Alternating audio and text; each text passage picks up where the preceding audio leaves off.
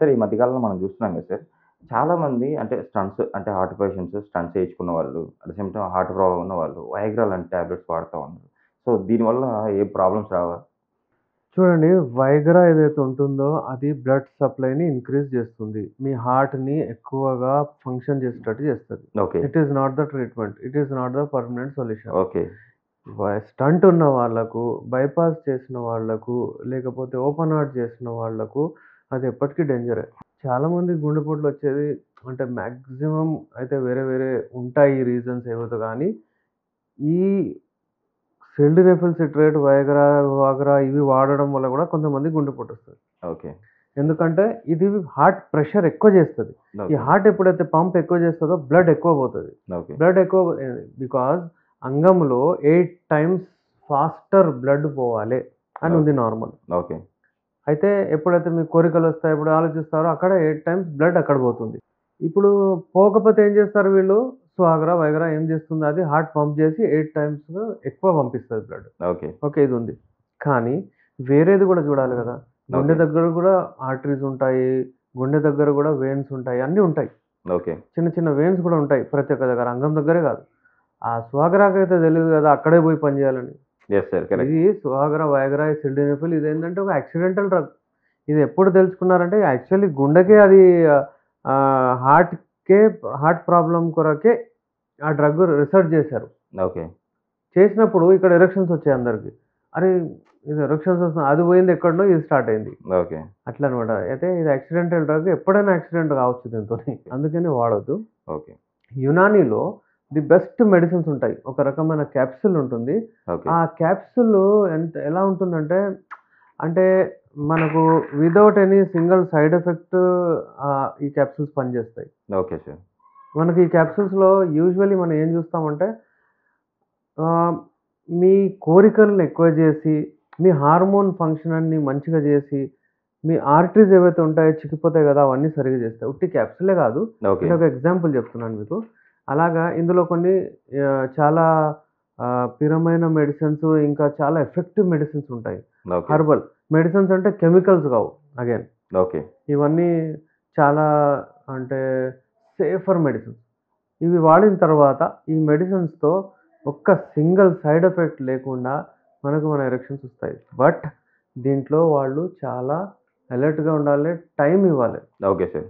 తీసుకోగానే నాకు రావాలంటే కాదండి. ఒక 2-3 మంత్స్, 4 మంత్స్ రెగ్యులర్‌లీ వాడితే మెల్లిమెల్లిగా డైలీ ఏదో ఒకటి వాళ్ళకి రెస్పాన్స్ అంటే వస్తది. ఇప్పుడు యునానీలో తీసుకునే మెడిసిన్స్ హార్ట్‌కి ఏమి ఎఫెక్ట్ చూపియకుండా అంటే వయాగ్రా లాగా హార్ట్‌కి ఏమి ఎఫెక్ట్ చూపియకుండా నార్మల్‌గా హార్ట్ ఫంక్షన్ మెరుగు చేస్తూ సో ఈ ప్రాబ్లమ్ నుంచి బయటపడేస్తాయా? బయటపడేస్తాయి. ఎందుకంటే హార్ట్ ఫంక్షన్ ఎప్పుడు ఇంప్రూవ్ అవుతది? హార్ట్ ఫంక్షన్ ఇంప్రూవ్ అవ్వాలంటే హార్ట్‌కు ఫర్ ఎగ్జాంపుల్ ఇప్పుడు మీరు రన్నింగ్ గూడా చేశారనుకోండి, ఓకే. హార్ట్ ఎక్కువ కొట్టుకుంటది. దానివల్ల నా బ్లడ్ ఫ్లో ఎక్కువొస్తది. ఓకే.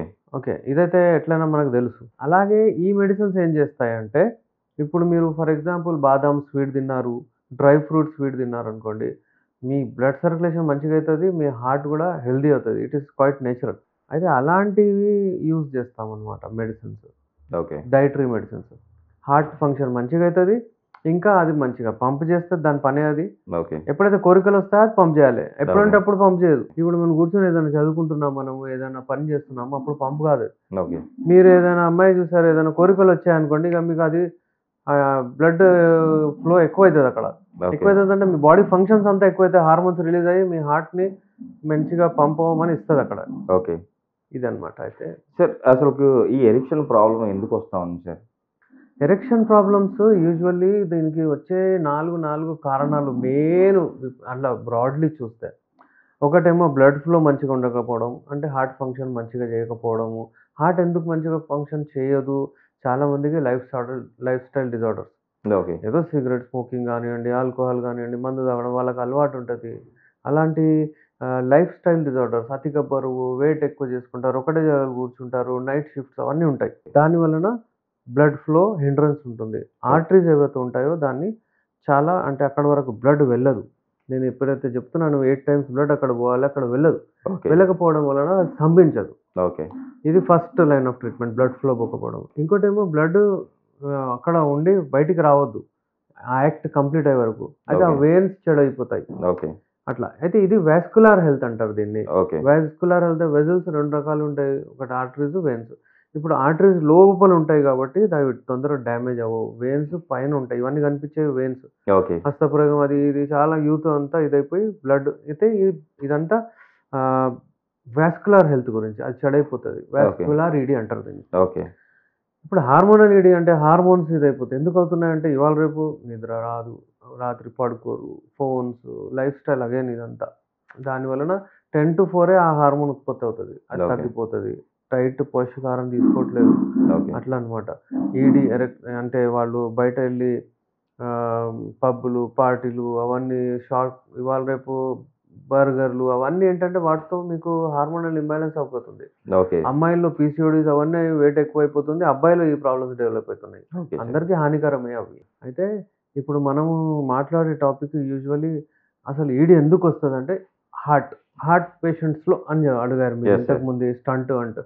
స్టంట్ వేసుకున్న వాళ్ళకు ఏమి ఇబ్బంది ఉండదు మన మెడిసిన్స్‌తోని. ఓకే. ఇంకా చాలా స్టంట్ ఏంటి, ఇంకా ఇప్పుడు ఈ బ్లడ్ ఒకవేళ హార్ట్‌కెళ్తుందనుకోండి ఆర్టరీస్‌తోని అక్కడ అబ్‌స్ట్రక్షన్ ఒస్తది. ఓకే. రావడం వలన హార్ట్‌కి బ్లడ్ పోదు. అందుకే అది దాని యాక్టివిటీ తక్కువైపోతది. అందుకే ఏందంటే దాన్ని బైపాస్ చేసేస్తారు. అంటే బైపాస్ కాకుండా స్టంట్ ఏస్తారు. కొంచెం ఓకే. పెద్దగా చేస్తారు దాన్ని. ఓకే. ఆ స్టంట్ ఏస్తే ఇంకా మంచిగా అయిపోతది. మన మెడిసిన్స్ మనం ఈజీగా చేయొచ్చు. కానీ ఎప్పటికీ అవి వాడడం మంచిది కాదు.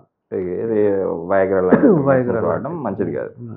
సార్ ఇప్పుడు మన యునానీ మెడిసిన్ ఇచ్చేటప్పుడు అంటే డైట్ ఎలా తీసుకోవాలి? ఇలా ఉండాలి. ఇలా ఇవే హ్మ్. తినాలి అని చెప్పేసి ఏమైనా చెప్తారా? ఓకే అండి. డెఫినెట్‌లీ. ఇప్పుడు ఈడి గురించి మనం మాట్లాడాము.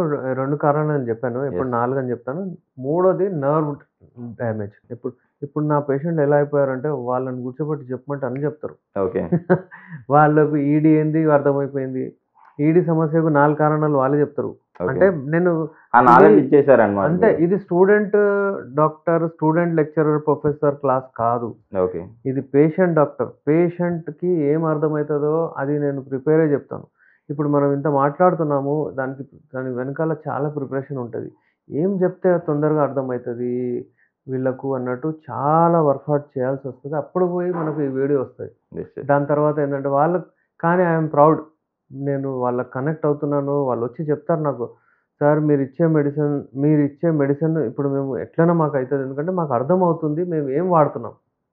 ప్రతి ఒక్క క్యాప్సూల్, ప్రతి ఒక్క టాబ్లెట్‌కి మేము ఆన్సరబుల్. ఇదెందుకు ఇస్తున్నాం అన్నట్టు అట్లా.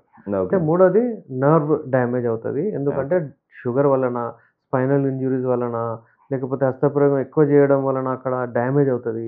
ఇలాంటి చాలా నర్వ్ డ్యామేజెస్ అవుతాయి బాడీలో. అయితే ఓకే. అక్కడ అంగం దగ్గర గూడా ఉంటది. రిసెప్టార్స్ బ్రెయిన్‌లో కొరికొచ్చింది. అక్కడ నర్వ్ స్టిమ్యులేషన్ అయితది. ఆ నర్వ్స్ డ్యామేజ్ అవుతే అంగం లేవదు. ఓకే. Erectile dysfunction. నాలుగోది సైకలాజికల్. ఓకే. ఒక్కొక్కడు చేస్తారు. స్ట్రెస్, టెన్షన్ వలన చేయకపోతే అది మైండ్‌లో ఉంటది. అది ఇది ఉంటది. ఈ 4 కారణాలు ఎప్పుడైనా గాని. ఓకే. అయితే ఇవి ఎవరికైనా రావచ్చు. హార్ట్ ఉన్న వాళ్ళకు రావచ్చు. స్టంట్ ఏసుకున్న వాళ్ళకి రావచ్చు. ఎవరికైనా బైపాస్ చేసుకున్న వాళ్ళకు రావచ్చు. షుగర్ ఉన్న వాళ్ళకు రావచ్చు. ఈ మధ్య కాలంలో యంగ్ ఇండివిడ్యువల్స్ కూడా వస్తుంది. ఓకే. ఇట్లా. ఫుడ్ గురించి చెప్పలేదు సార్. ఫుడ్ ఏమి లేదు సార్. ఇదేంటంటే డైట్ రెస్ట్రిక్షన్స్ నేను ఎక్కువగా పెట్టలేదు. ఓకే. ఎందుకంటే ఇవాళ రేపు ఎవరికీ టైం లేదు. మీరు కారంతోని తినండి. మీరు ఆ పెరుగు తినండి. మీరు అది చింతపండు తినొద్దు. మీరు ఏమైనా తింటే అదైతే ఏమి లేదు. ఓకే. ఏమైనా సరే మీరు తినొచ్చు. హెల్తీగా ఉండొచ్చు. మా మెడిసిన్స్ పైన ఏమైనా తింటే ఏం గాదు. ఓకే. ఏదో ఇంతకుముందు చెప్తుండే మెడిసిన్ పైన మంచి పథ్యం చేయకపోతే మీకు ఆ సైడ్ ఎఫెక్ట్ అయితది. ఈ సైడ్ ఎఫెక్ట్ అయితది. ఆ కాలు పడిపోతది. ఇది పడతది. ఇవన్నీ అపోహలు. ఇవన్నీ మిత్స్, ఫాల్స్ అలిగేషన్స్. ఓకే. ఏమి అవ్వవు. యునానీ మెడిసిన్ ఎంత సేఫ్ అంటే నేను చెప్తాను. సేఫ్ అంటే మీరు ఒక రకమైన 2, 3 హల్వాలు నేను ఒకవేళ ఇచ్చాననుకోండి ఒకేసారి. అన్నీ కూర్చొని ఒకటేసారి తిన్నా మీకేం కాదు. ఓకే. కానీ మీరు డోస్ ప్రకారం తింటే అది ఎఫెక్ట్ కూడా వేరే ఉంటది. అయితే ఎవరికైనా సరే టెన్షన్ తీసుకోనేం అవసరం లేదు. ఏ జబ్బున్నా, ఏ ప్రాబ్లమ్ ఉన్నా, ఏ క్రానిక్ ప్రాబ్లమ్ ఉన్నా గానీ మనం మెడిసిన్స్ వాడొచ్చు. Super sir.